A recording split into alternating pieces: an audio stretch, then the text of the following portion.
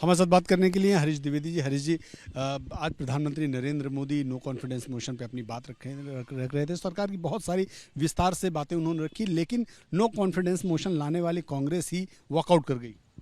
देखिए, विपक्ष न मणिपुर के समस्या का समाधान चाहता है, न देश के किसी अन्य समस्या का समाधान चाहता है। विपक्ष एक हथकंडा अपना करके, एक हवा खड़ा करके पूरे देश में मोदी सरकार को बदनाम करने का प्रयास कर रहा है। और इस नाते अविश्वास प्रस्ताव जो वो लाए थे, आज अगर हमारी सरकार के मंत्रियों ने और विपक्ष के सभी नेताओं ने अपनी अपनी बात रखी, और जब प्रधानमंत्री जी अपनी बात रख रहे थे तो वॉकआउट कर दिए।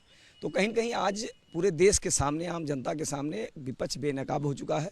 और जनता को भी ये लगता है कि इनको किसी समस्या के समाधान से मतलब नहीं है, इनको अपनी राजनीति से मतलब है। कांग्रेस पार्टी अपनी राजनीति कर रही है। कहीं कहीं कांग्रेस पार्टी पिछले 9 वर्षों में यह पचा नहीं पा रही है कि प्रधानमंत्री कोई एक गरीब परिवार का बेटा प्रधानमंत्री बना है, और उससे वो उबर नहीं पा रही। इस नाते बार बार मोदी सरकार के ऊपर, मोदी जी के ऊपर और हमारी सरकार के ऊपर आरोप लगा करके तरह तरह का प्रोपेगेंडा फैलाने का प्रयास कर रही है। विपक्ष बार बार ये कह रहा था कि मणिपुर पर आप लोग आइए, मणिपुर पर बात करने की मांग कर रहे हैं। नहीं, पहले दिन से हमारे गृह मंत्री जी ने पत्र लिख करके कहा कि हम मणिपुर पर जवाब देने के लिए तैयार हैं, पूरी बात करने के लिए तैयार हैं, बहस करने के लिए तैयार हैं। लेकिन विपक्ष आज आप देखे भी कि जब अविश्वास प्रस्ताव पर प्रधानमंत्री जी का अपना बात प्रधानमंत्री जी रख रहे थे तो किस प्रकार वॉकआउट कर गए।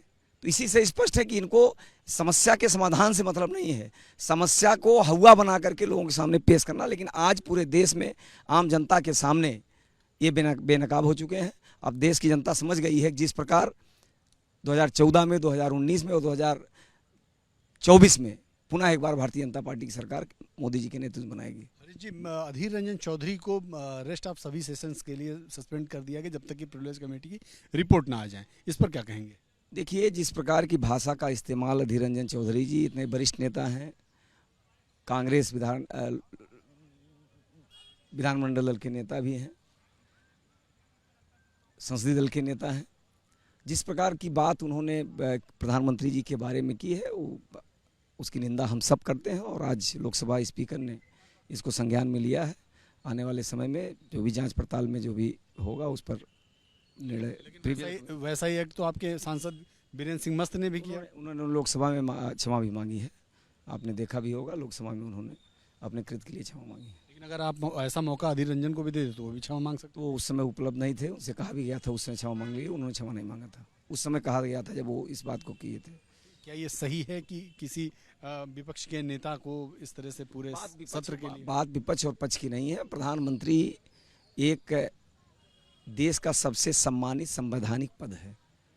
देश की करोड़ों जनता के द्वारा चुन करके माननीय प्रधानमंत्री जी प्रधानमंत्री बने हैं। साथ ही प्रधानमंत्री के बारे में कोई टिप्पणी करना, कोई अपशब्द का इस्तेमाल करना, ये देश की जनता का अपमान करना है। इस नाते इस प्रकार निर्णय लिया गया। ठीक। हरीश द्विवेदी थे जो साफ तौर पर कह रहे हैं कि ये चूंकि प्रधानमंत्री का पद संवैधानिक पद होता है, उनके लिए थोड़ा सम्मान जरूरी है। कैमरामैन आदर्श के साथ नीरज पांडे, वीपी न्यूज़, दिल्ली।